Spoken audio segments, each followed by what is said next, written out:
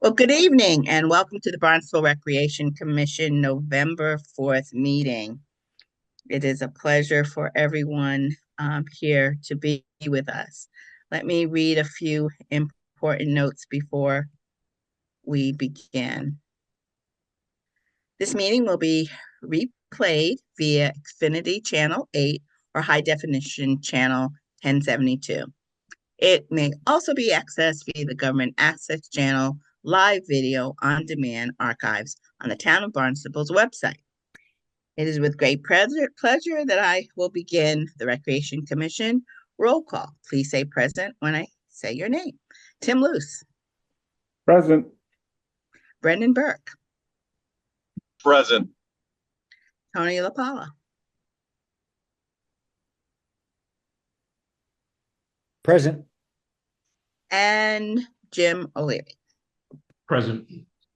Thank you. And I am going to ask for a motion and second to act on our October minutes. So moved. I second. Any discussion? I will go down with first name basis on your vote to approve the minutes. Tim? Approved. Jim? Approved. Brendan? Approved. Yes. And Tony. And Approved. Tony. Thank you. All right. So I'm going to go right into our old business and do a promotion call for our two seats that still remain open on the Recreation Commission.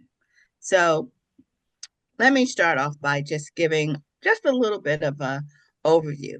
The Recreation Commission advises and otherwise assists the town manager in establishing the rules and regulations concerning the use of all playground, athletic fields, municipal ice rinks, including those under the jurisdiction of the school committee, with the exception during the school year or during the time that the school is active.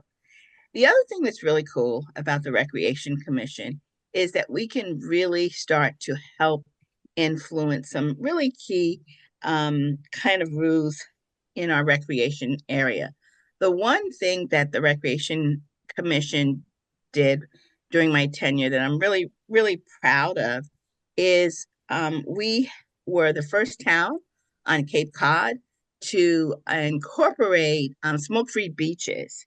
And that was the result of one individual who wrote a letter, a very passionate letter to the Recreation Commission, talking about the dangers of a child playing in the sand and picking up and biting into a cigarette butt. And the other issues that that individual shared with us in their letter was how much when we scrape the sand at the end of the season, the volume of cigarette butts that used to once pollute our beaches. And with that one letter, one individual, we were able to open the discussion up for the town. We listened to both those that were non-smokers and smokers. They clearly had a different point of view, but the common goal between both groups is they all wanted clean beaches. And with that, we were able to influence that rule. So again, if you are very active or interested in the many recreational options that we offer those who live in the town of Barnstable, please consider joining us. We meet every other month. Most of our meetings, all with the exception of one, are via Zoom, and we have one in-person meeting July of each year where we are able to give out recognition awards. Okay. Any questions from our guests or our recreation commissioners? Anyone want to add anything else? Maybe even share with the listening office why are you a member of the Recreation Commission?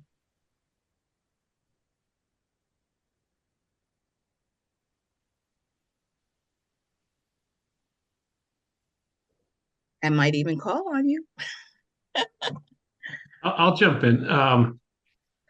I retired recently, and I kind of put my life into learning, earning, and serving. And I did give back to the community along those parts. But now I can give more of my time, and that's why I joined the Recreation Commission. I want to do something that would have a direct impact that I can see with the public. So that was my reason for joining. And you actually do something else. Share a little bit about what you're doing with the new project in Osterville. We're building a new park in Austinville, and we've had multiple meetings deciding upon the structures that'll be there, the colors, any hazards that might be involved. So I've invested maybe, I don't know, 4 or 5 hours in various meetings. I'm also involved in other community-related stuff that I don't need to go into now. But I think everybody should give back at some point in their life to their communities. Thank you. Thank you so much, Jim. And anyone else want to share before I pick on someone who knows I'm going to call on him? Starts with a B. His first name starts with a B. His last name starts with a B. I love his story. I love all your stories, but this one in particular. I would just add to Jim's point that recreation is such an important part of a healthy community, and both for adults and for kids. And I love hearing the stories every week or every month from the staff and talking about what's going on. And again, for what Jim said, I think again another sign of a healthy community is giving back. That's something I've always tried to do, and I think this is one way. And it's self-serving for me because I enjoy this aspect of the community. Thank you. Thank you so much, Tony. And Brendan, would you share your why with us, please? Absolutely. Right. So I work for the rec. I work for John. John has kicked me out of one or two sporting events for being a little bit too enthusiastic. No, but I started fairly young. I'm current like I think Donna, me and you were the only people that were on this commission back when it was in person at 5:30 once a month, and since then it to I guess contribute again. My why is I love the rec, right? I love just having kids participate in programs. I love not only kids, just the community at large participating in active sports or leisure activities. And it's always great hearing stories or meeting people that might not be interested in the same things that I'm interested in, but their passion is always incredible, right? That I feel like I've followed along with Mark and John for a big portion of their career now. So now I'm like emotionally invested in that too. So again, it's not a lot. I wish again I could be on camera. I'm currently just driving a little bit farther. But in terms of what that is, I have nothing but good things to say about the Rec Commission. I always try to get here because I know it's been since I've been here. It's always been hard just to maintain enough people for quorum. So I never try to miss, and when I do, it's it's doing your part, right? Yeah. Thank you so much, Brendan. And Tim, did you think I was going to let you off the hook? Did you really? There was some excitement going on the fields in Marston's Mills this weekend, and I just want to have you share with your why because I saw it in action this weekend. So, could you share a little bit of why you're on the Recreation Commission? Is that me you were talking to? Yes. I couldn't. I a weird connection, so it's kind of going in and out. But yeah, I mean, kind of echoing what everybody said. I mean, I grew up in this town. I played every sport imaginable for my whole life. And you know, as most of you guys know, I have programs now, a company that provides sporting events for kids in all over the Cape, really. But where Barnstable is, you know, my hometown, I'm just interested and exciting to be involved with anything that has to do with youth sports. And I echo what Brendan said, like John and Mark and all that, everybody over at HYCC does such a great job with all the programs that they have. And I'm just, I guess feel kind of like an extension of that in offering kids things to do. But being on the Recreation Commission, it kind of gives me an inside view that I didn't have, prior to being on the Rec Commission.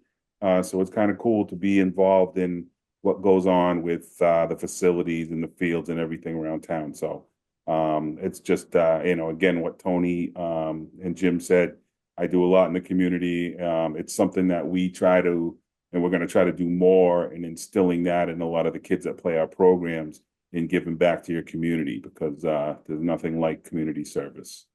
So yeah, that's pretty much my spiel.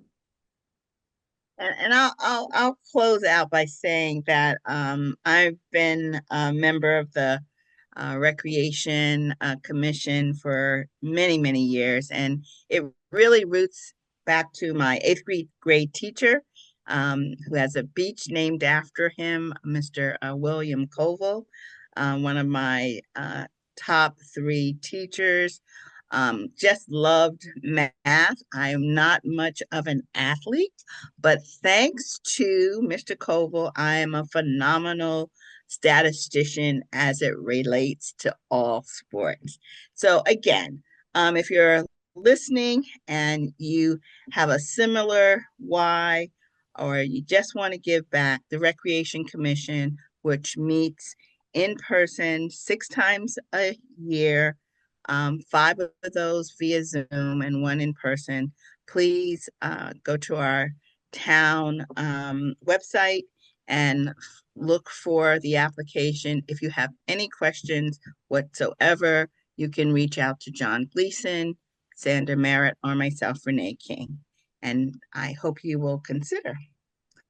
All righty. Any other questions, comments before we go to our next exciting agenda item?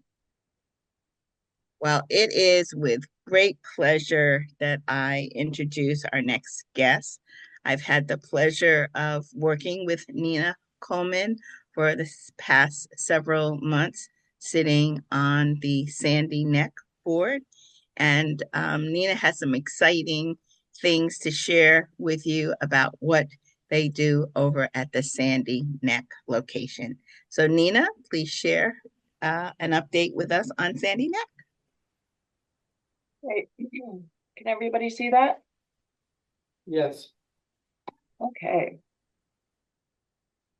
All right. Oh, why does that look funny on you guys' side, or is it just, are we all good? Might be my screen. Good? Okay, great. Thanks for inviting me this evening, Renee. My name is Nina Coleman. I'm the park manager at Sandy Neck Beach. And I can see that on this call, we have Tom O'Neill, which is the chairman of the Sandy Neck Board as well. And we've been working for many years on Sandy Neck Coastal Resiliency Project, and Renee asked me to come and share a little bit about the project, and then also the outreach portion of the project. So we all know Sandy Neck Beach. One of our biggest issues to these days at Sandy Neck is climate change, sea level rise. Seeing that throughout the Cape, but we're a north-facing beach, so all of those nor'easters that come through are a direct hit on our shoreline. This January 2015, I believe that was Nemo. I might be wrong. You can see we're losing quite a bit of dune. That fence line is where the edge of the parking lot is. So there's been many storms that have come in and eroded our primary dune to the point where we're concerned about the infrastructure, our parking lot integrity. More recently, March 2021, that really was a nothing storm, not even a named storm, and you can see the amount of damage that's occurred on our primary dune in front of the parking lot. In addition, the gatehouse really couldn't have been built anywhere lower. It's like the lowest part of the property. So 2018, we had two 100-year storms. Both of those flooded the gatehouse. And then more recently, this January 2024, that's what's called a sunny day flood. You can see it's a blue sky there. And so what we're having is such large flooding event. There's tide events that it's actually flooding our gatehouse on sunny days. So our project goals were set up to deal with how to address these issues to our infrastructure so that we can provide recreational opportunities and access to our shoreline for our residents and our visitors. How can we do that in the best way possible? So our project goals were to address this coastal vulnerability that I just went over. We want it to be sustainable for 50 years. So there's a couple of reasons for that, but the most important is that that's where the grant funding lies, is they want projects to be sustainable for 50 years. We want to continue to support our current uses. We don't want to reduce access. We want to be able to continue our access that we already provide. We want to enhance and protect our coastal resources. We need to be economically feasible. So we need to be able to afford whatever we need to do out there. And we need to have it be able to be permitted. And as we all know, Sandy Neck has every single protection known to the state of the state of Massachusetts. So that's a tall order to be able to really do any project out there. So we addressed 4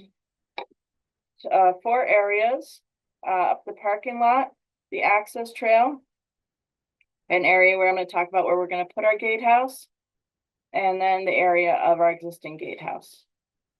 So those are the 4 areas that we needed to address with resiliency. So we had to kind of thread the needle a little bit for particularly the parking lot area. That line there is our 50-year limit of loss of the dune. So that's where we expect our shoreline at Sandy Neck in 50 years. So obviously we need to pull our infrastructure behind that. You can see, fortunately, our bathhouse is already behind that line. So we're in good shape with regard to the bathhouse, which was rebuilt in 2010. Then behind the whole system of where we have our infrastructure is endangered species habitat. So we really had to kind of thread the needle between those two variables while we designed our project.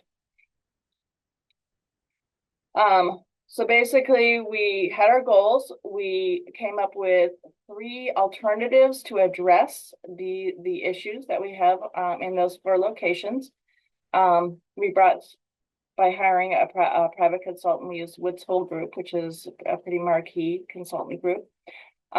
We brought those 3 proposals to the public on January 10th with a couple of outreach meetings. And at that time, both the public and the building committee selected retreat. I like to call it relocation. So it's basically shuffling the infrastructure around so that it's out of the red zone. We then brought that project back to the public in April of 2023. And at that point, and when I say the public, we outreach to the neighborhood, to the users of the beach, to the town of Sandwich, to the cottage owners, to the off-road vehicle folks. We really wanted to get that whole variety of input. So we brought a conceptual design that was then refined through 2 more meetings to our design. It's at 100% design at this point. So I'm super excited about this design. So I hope I don't get too into the weeds explaining it all to you, but this is our parking lot. The pink line is where the existing parking lot is. I'm not sure if you can see my cursor. Renee, can you see my cursor? That's awesome. Okay, so the pink line is the existing parking lot. And so basically we're gonna, as I mentioned, the bathhouse is gonna stay put. We're going to pull all of that parking lot behind that 50-year limit of loss line. So the parking lot gets further back and longer. A couple of other little goodies of this design. We've greatly improved traffic flow in the upper lot.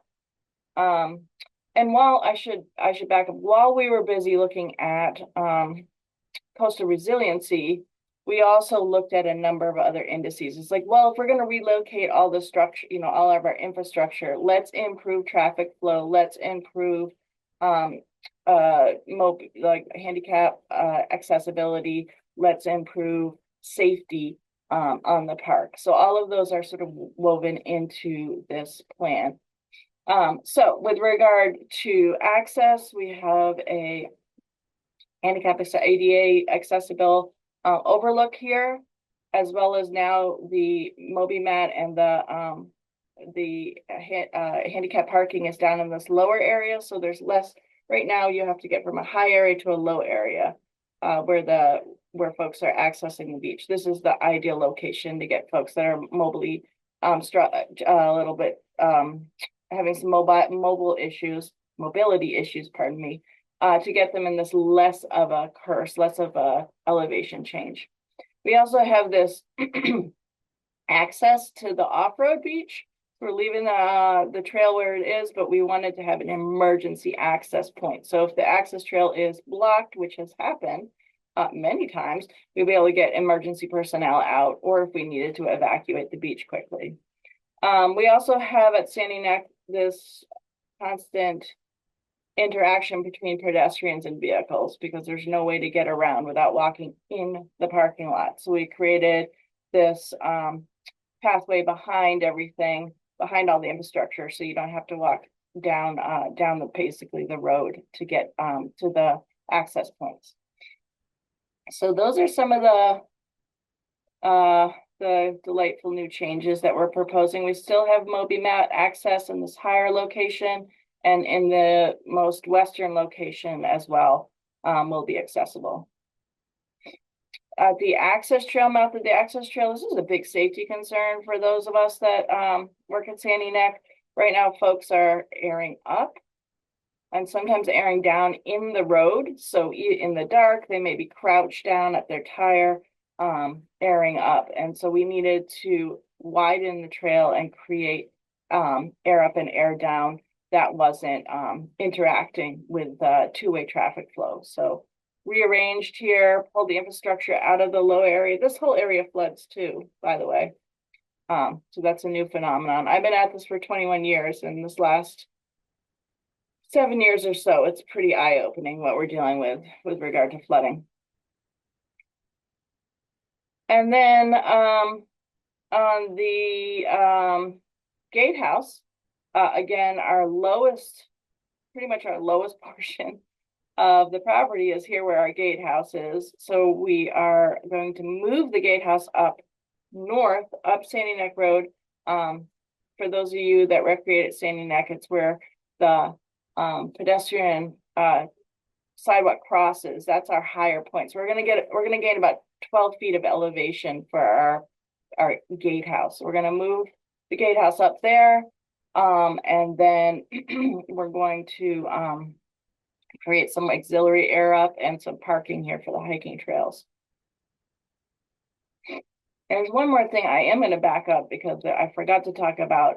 Our parking lot has got this Lake Sandy Neck in it, which some of you who've been there might have seen. There is no stormwater collection structures of any sort in our present lot, and so it just puddles. And so this proposal has this lovely rain garden, natural rain garden swale with native vegetation, which will soften everything, the look of everything, and also collect our stormwater. All right, so those are the plans. We've quite a bit of funding already for this project. We've gotten quite a bit of coastal zone management.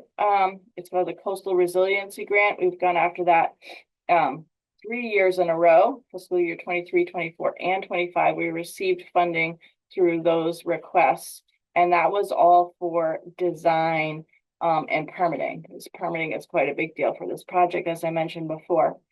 There's been some match required for this funding through the enterprise account. Sandy Neck is an enterprise account. And then most recently, we received another state grant called an MVP Action Grant, which was for 2.8 million. So that 2.8 million is for construction. Uh-oh. Aha. All right. So what is the timeline? So exciting timeline. We're getting there.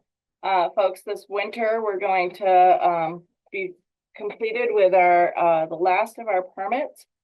And then we're going to put this project out to bid, award a contractor. And then the construction would begin in earnest October 2025, so basically a year from now. We need to complete that construction by the spring, obviously, so that we can run the beach in 2026. So it's going to be a pretty tight timeline, but we feel that we can achieve it. So with our MVP grant, the $2.8 million grant, there was some community outreach and engagement requirements that have been really exciting and rewarding. So one of the things we're doing is we're looking to make sure that we get our young people to the beach, to Sandy Neck, to get the interface with our Sandy Neck Rangers.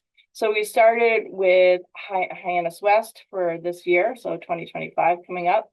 We got a Diamondback Terrapin into that school for the first time in many years, which means we'll have a natural resource staff going in there this winter and doing our terrapin talks. And then the grant is funding a field trip for all third graders. You know, we're supposed to have curriculum and all this stuff. Like, honestly, I just want to get these kids there.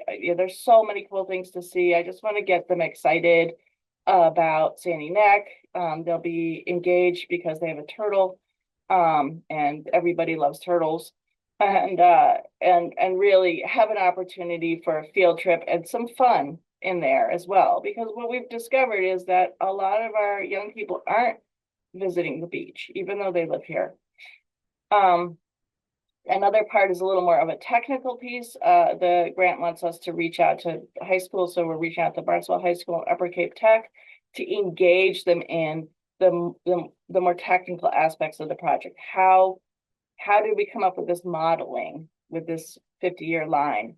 How did we determine what was the best solution? These are our young people that are going to be dealing with this stuff as they move through their careers. So and then to also include those more high school level students in the actual project. So beach grass planting once we recreate our dune. So that's another outreach component. Another thing that's going to be in the following year is we're going to be doing a survey to determine what are the barriers to access. Why aren't some of our residents with young families getting parking stickers? What are the barriers to that process? And so we'll be working with the recreation department to send out a survey to those families. And then we are going to do some curriculum development that wants to be transferable, right? It's like something from this whole life cycle of a terrapin. Where can that go? Really anywhere on Cape Cod, so not just the classes that we're doing direct outreach to. So that's been a really rewarding part of this project. We're just getting revved up on that. You can see that we have a lot of community support, which we had to engage in order to get this grant. And then finally, how much does it cost? Well, it costs a lot of money. It costs $6.6 million. Again, we have the MVP grant, so that's the 2.8. We're matching that with enterprise funds. So the enterprise account at Sandy Neck is doing quite well. And that leaves a $2.8 million deficit, which we are going to be trying to secure that additional funding through other grant sources and through fees. Maybe even CPC money. There's a lot of opportunities because the period of time here is quite large, to go after additional funding sources for the rest of that money. So that is it in a nutshell. I'm excited to take any questions you might have. All right, let's see if we have any questions from our youth commissioner or any of our commissioners.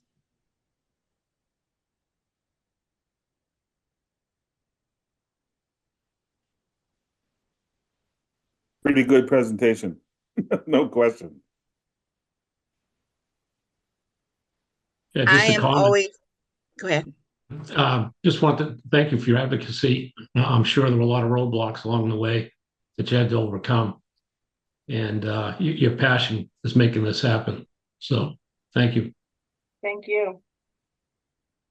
And Nina, I would like you to share what the Boy Scouts have done. It's one of my favorite projects from being on the Sandy Neck board. Yeah, so we are engaging the Boy Scouts as well, but in addition, we've always engaged the Boy Scouts. I mean, what a better match than Sandy Neck and our local, particularly our local Troop 54.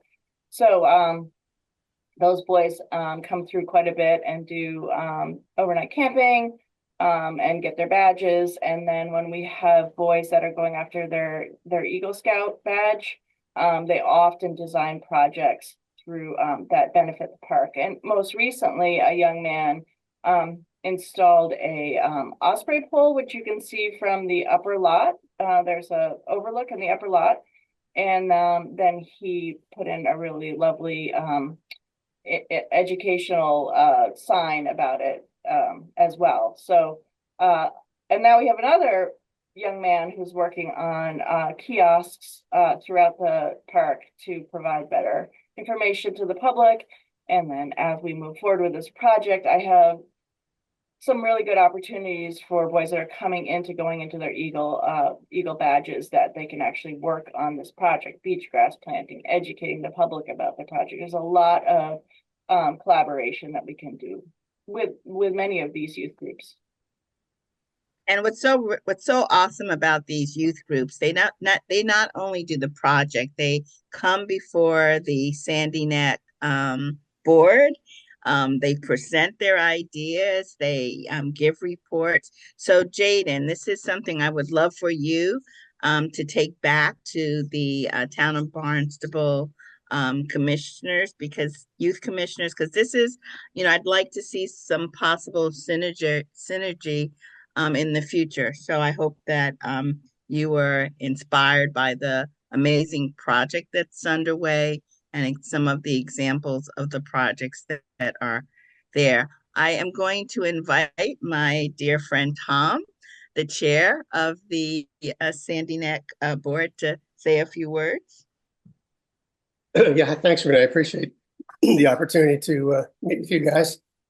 Obviously, there's a lot of connections, and we've talked about some of that at the board. We need to continue.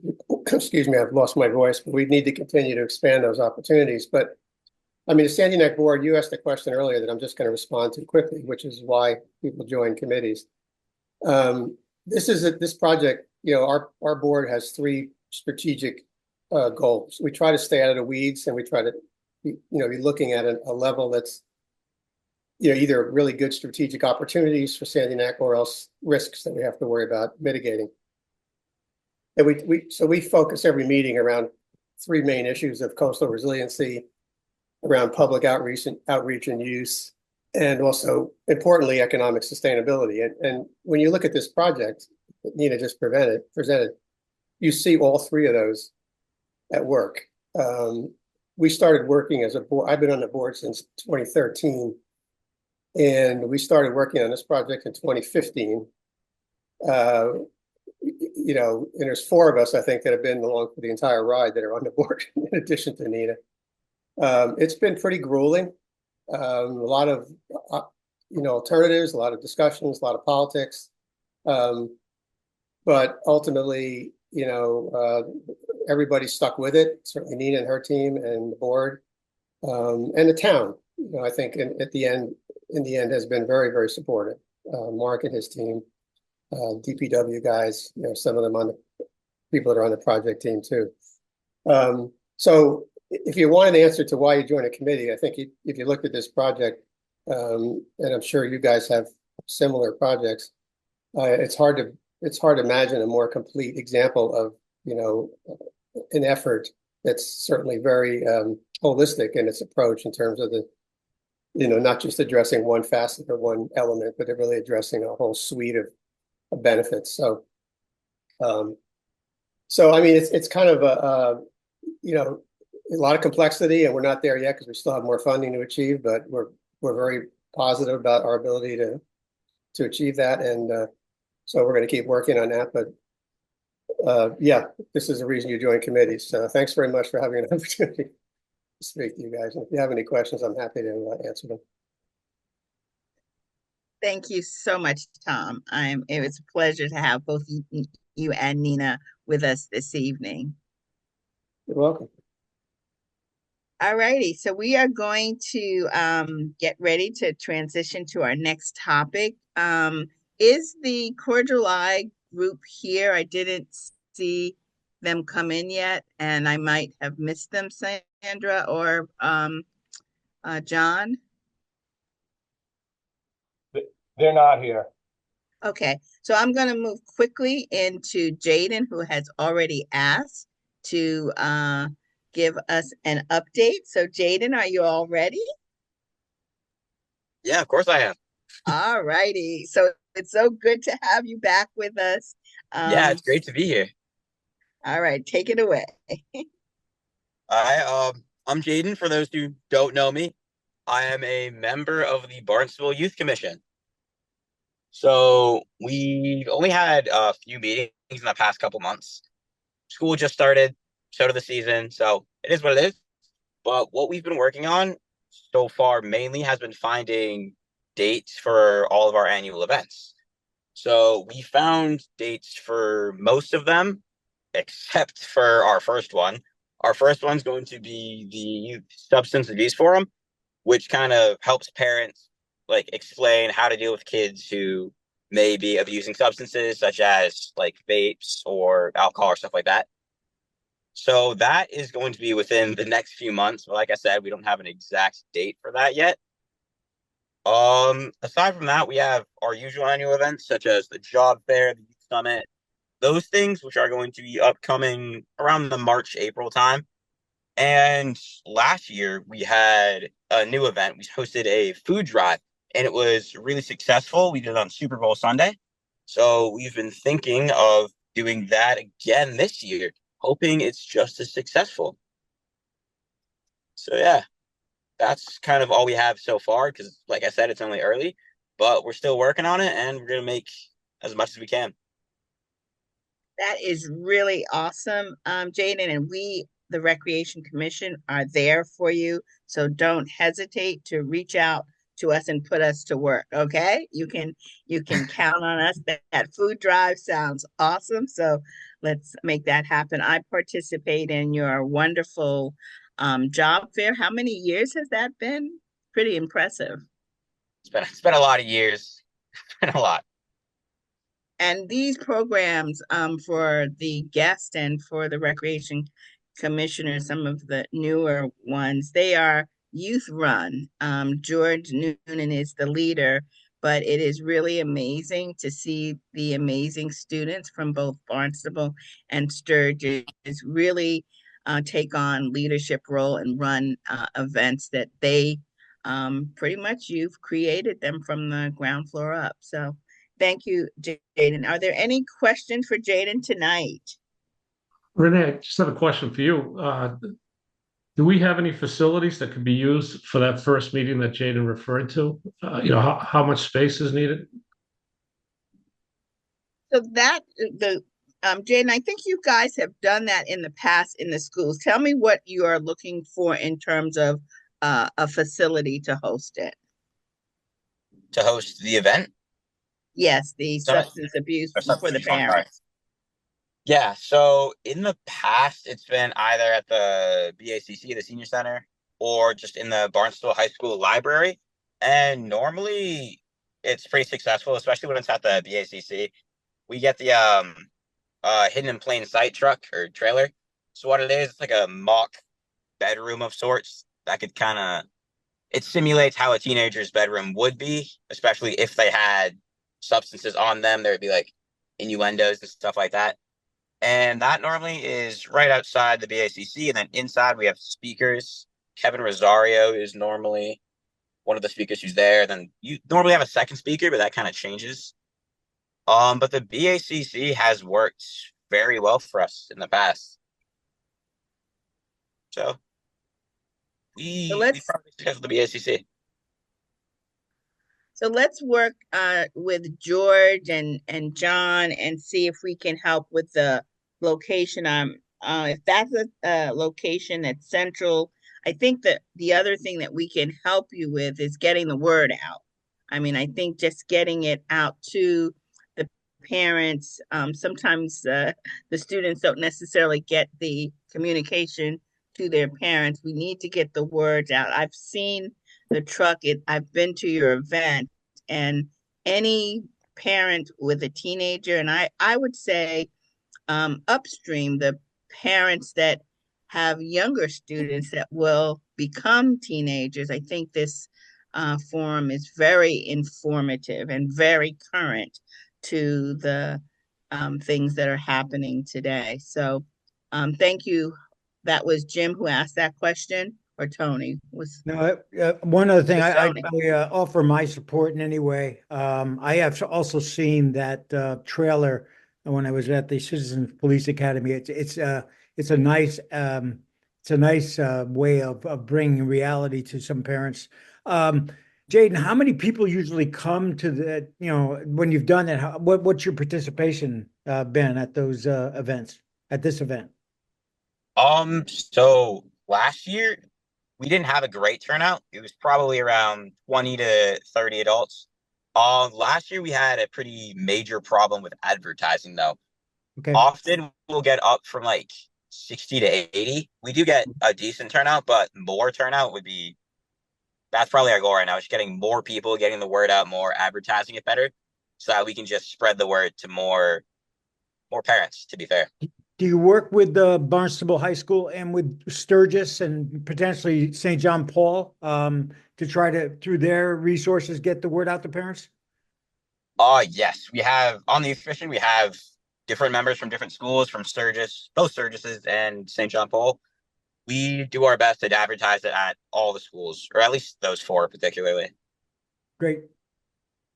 And so, Mark, this is a thought for you and I to work together. Maybe we have the truck at the home show in an effort to promote the conference.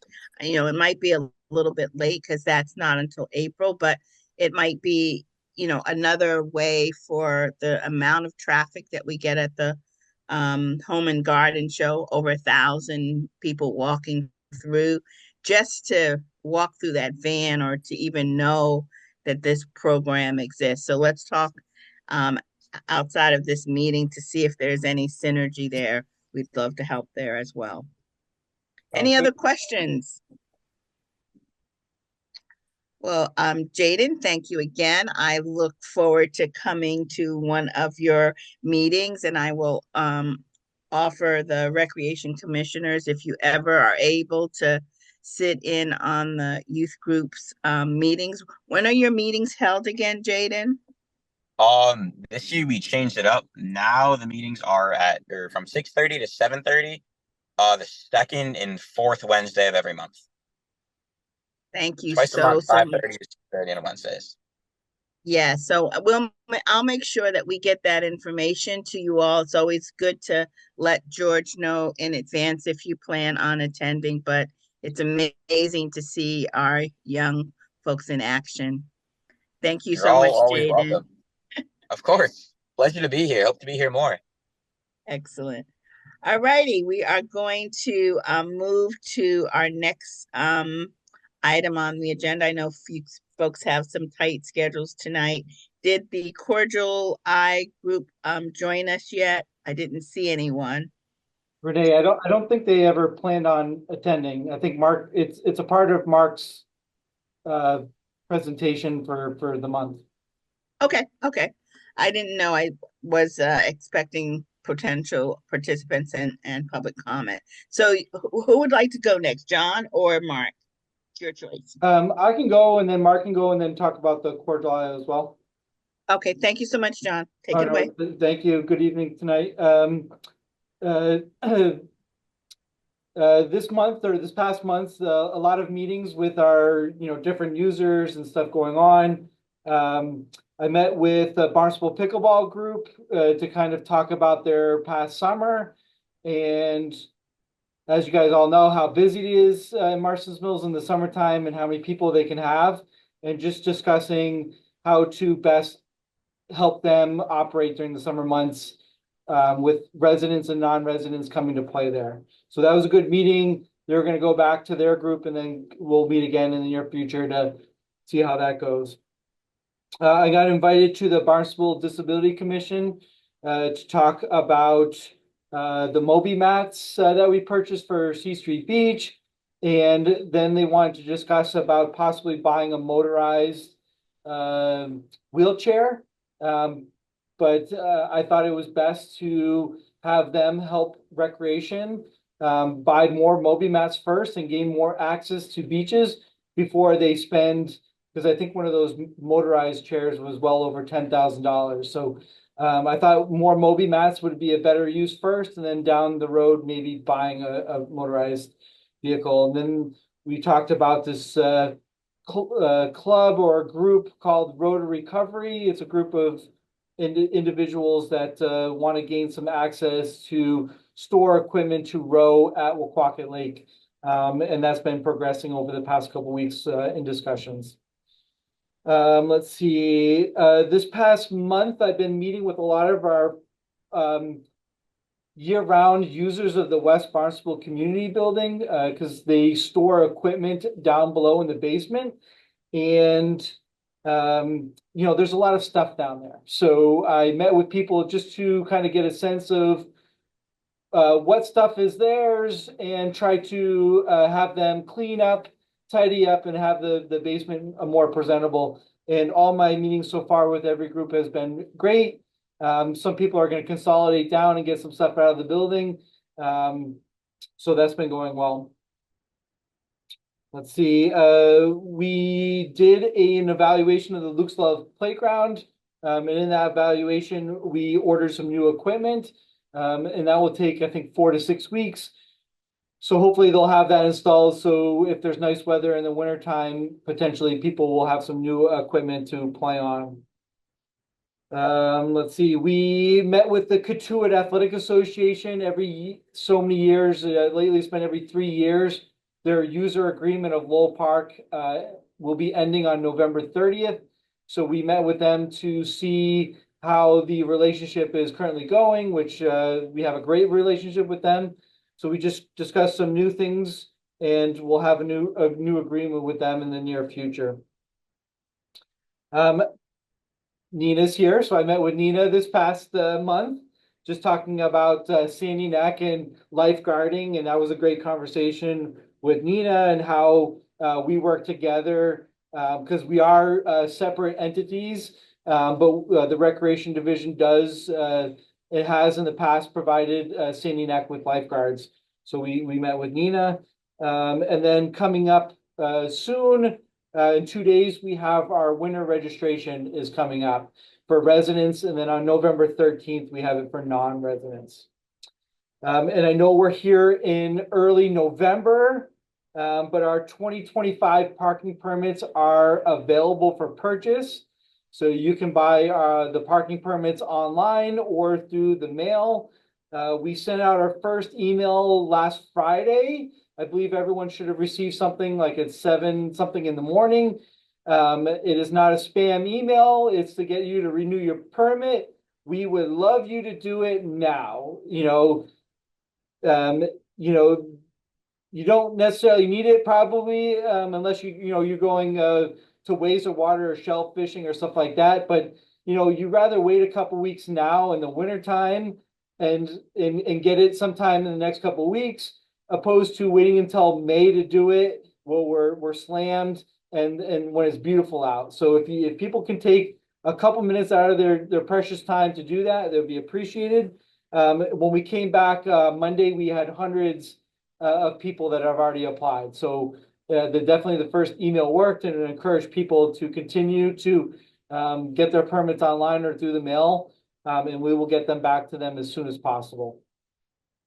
We will be reviewing all job descriptions for our aquatic staff during the next couple of weeks. A lot of the job descriptions haven't been updated in a very long time. So we're going to try to update those and modernize those to current, current operations.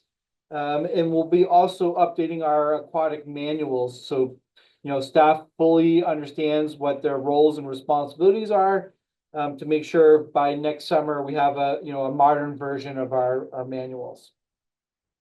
I believe I talked about it last meeting. We will be hopefully trying to give some raises to our seasonal employees as well. So we'll be working on that the next month or so to see what we can do for our seasonal employees.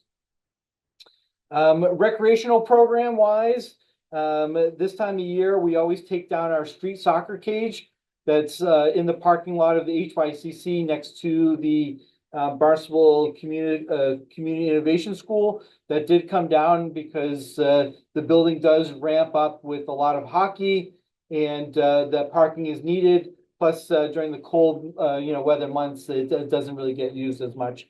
It will go back up usually around April vacation, and it will stay up, April vacation through like mid-October. We had our annual Halloween event last week, and Mickey Davies, who runs that, changed up the event forever. We've kind of done this family outing where people come and do fun and games, which we still had that element to it, but we did incorporate like a dance event. We had roughly about 180 kids come to the event, and then add probably at least triple that with parents and other people coming. So it was definitely a great turnout. We had a recreation volleyball night. It kind of got delayed because Barnstable High School's gym had an issue with the flooring where due to some water damage, the floor in an area was buckling. So we had the volleyball team had 2 games that were supposed to be at home, but they got moved to DY. So we pushed the rec night to what happened to be Barnstable High School's senior night, but it was a great event. It was like teacher appreciation night, senior night, and rec night, and there was a great turnout for that, which was good. Mickey Davies also is involved in the Toys for Tots. So the town always does a toy drive for that, and departments or divisions will work on building a box to collect toys for the season. We always, since we're recreation and youth, we had some kids make the box for us and get involved. So it's currently right now in the HYCC lobby. They are doing a toy drive on November 7th after school. I believe it's from 3 to 4:30. But if people can't make it during that time, the box is in the lobby of the HYCC. And if they could bring an unwrapped gift for that would be appreciated. Last but not least, fall programs are kind of winding down. I think flag football ended last week with their playoffs. I know volleyball is ending shortly. A bunch of programs will be ending. There's some one-off programs like a dodgeball tournament and some other things, but we're kind of gearing now up for winter with registration and hiring coaches and getting ready for that season. But the fall was a good time, and we lucked out with some great weather. We didn't really have too many rainouts, if at all, and the weather was particularly very nice. Well into October, where we had some days that were in the 60s and 70s for the kids to play outside, which was it's always great. But that's kind of it for the month. If anyone has any questions, I'd be glad to answer.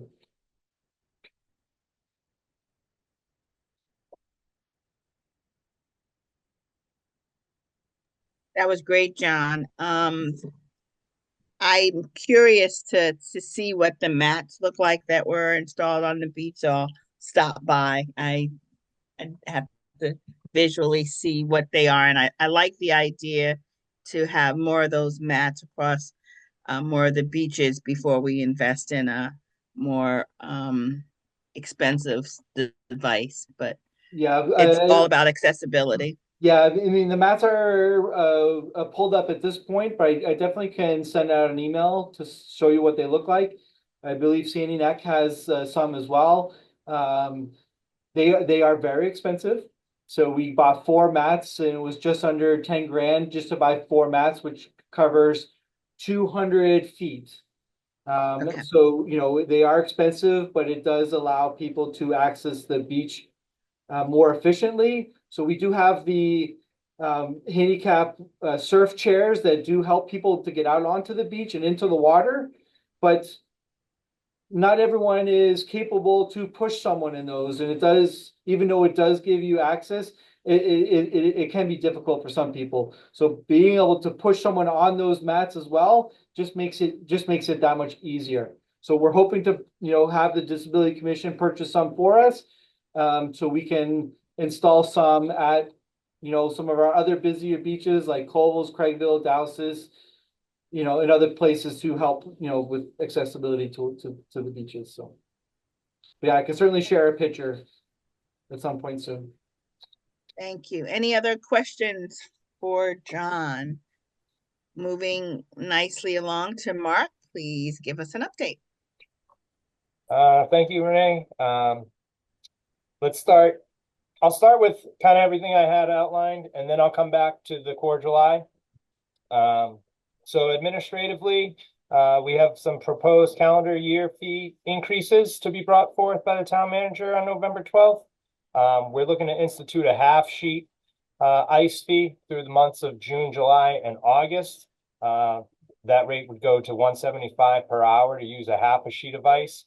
We find that sometimes during the summer, some coaches aren't looking really to use a full sheet, but they want something, and our price kind of prohibits that sometimes. So we're going to try something different. Some of the coaches only want to bring a few kids at a time to kind of work them out. So we're going to see if this helps kind of gain some revenue in some times.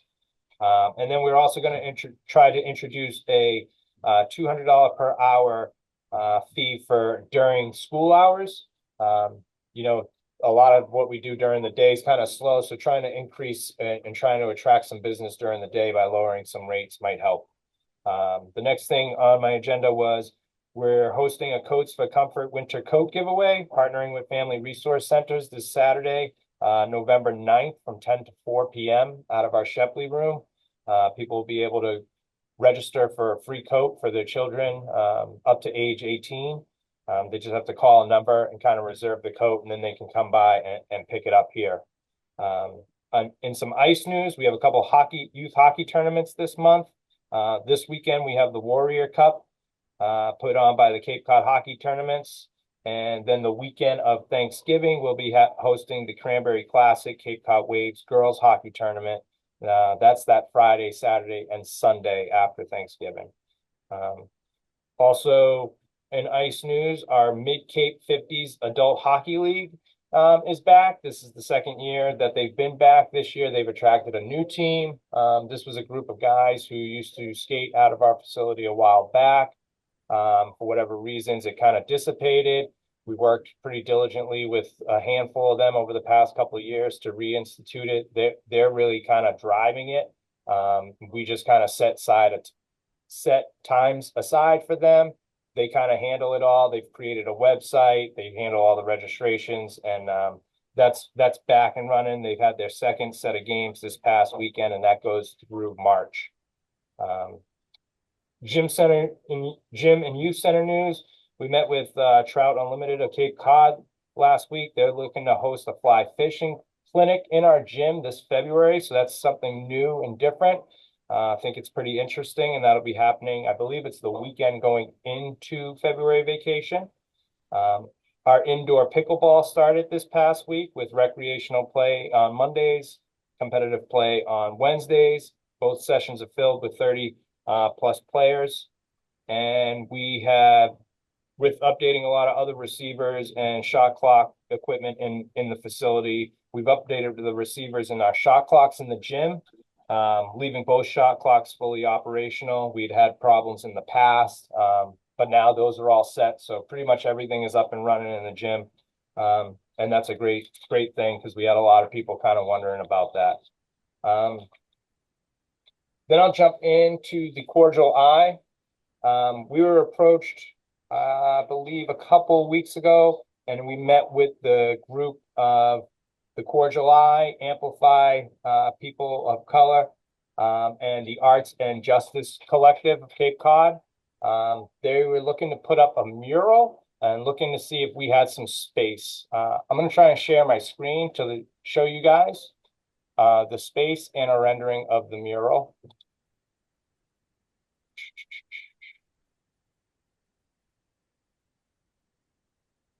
So I hope you guys can see this. This is a rendering of the mural they'd like to paint. As you can see, it says that they didn't know we were seeds. It has some elements of different cultural things. The sea, some Native American things, and a lot of flowers. The group brought this to us, and they were looking for some space in our facility, wanting to share some artwork with the community. One of the spaces we thought of would have been a great place is up on our track. We have this wall. It's about 42 feet in length. It's about 13 feet high. It faces out to the street. It's a very well lit area, and it's in a pretty public spot in the building. And it's one of our largest kind of walls, blank slates.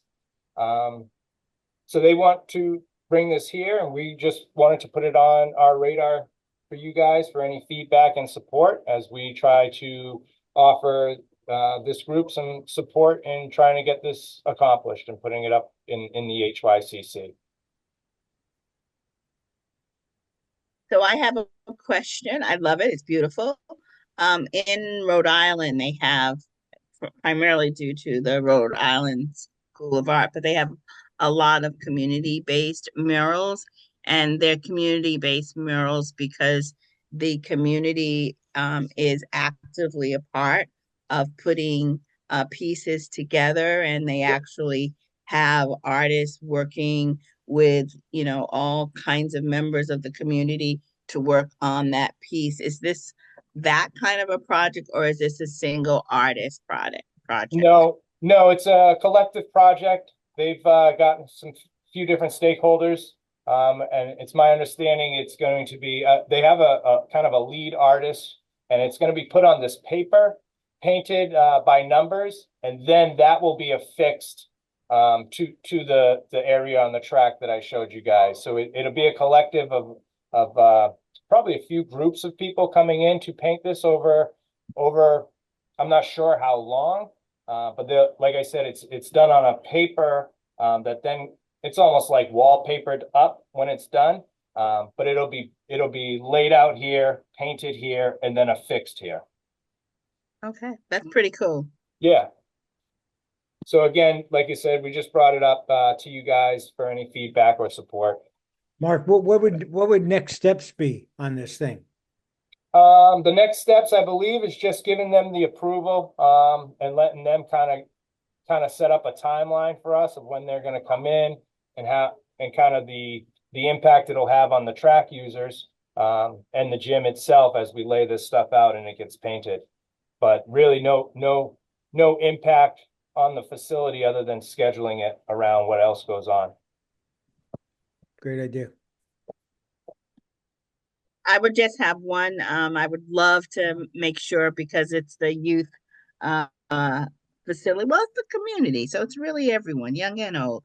But just to make sure that participation includes the element of all that the HYCC serves, so people can bring their grandchildren and say, "That was those little dots over there. Those were mine." For sure. We'll make sure that we're part of that process throughout. All righty. Can you send a copy of that rendering to us just so we have it? Will do. Definitely. That'd be great. Thank you. Yep. Any other questions from our amazing recreation commissioners and our guests? Okay, so we like to run a very efficient meeting, and I know a few people had some firm thoughts. Do we have any public comment tonight, or any unanticipated agenda items. So next month's agenda, John, did you see what my recommendation was for next month? I didn't get a chance to chat with you. Did you Yeah, see what it was? And yes, we're good with that? yeah, you're all set to, yep. Okay, so pickleball, pickleball everywhere. Pickleball, pickleball. Yes, it is cool. So we have a guest who is embarking on an amazing indoor pickleball facility for our Cape Cod pickleball lovers, and that is William Russell, and he will be with us at our December meeting, sharing an update on that project. We will potentially have one other guest. And if there aren't any further questions, our next meeting will be on Monday, December the 2nd. And I will ask for a motion if there aren't any remaining questions to adjourn our November meeting. So move. And a second, Second. and all in favor can say Aye. aye. Thank you, everyone. Aye. Have a Thank you. Thanks, wonderful, Renee. wonderful Thanks, Renee. Thanksgiving. And remember, this is the month of giving thanks. I look forward to seeing everyone in December. Have a good evening.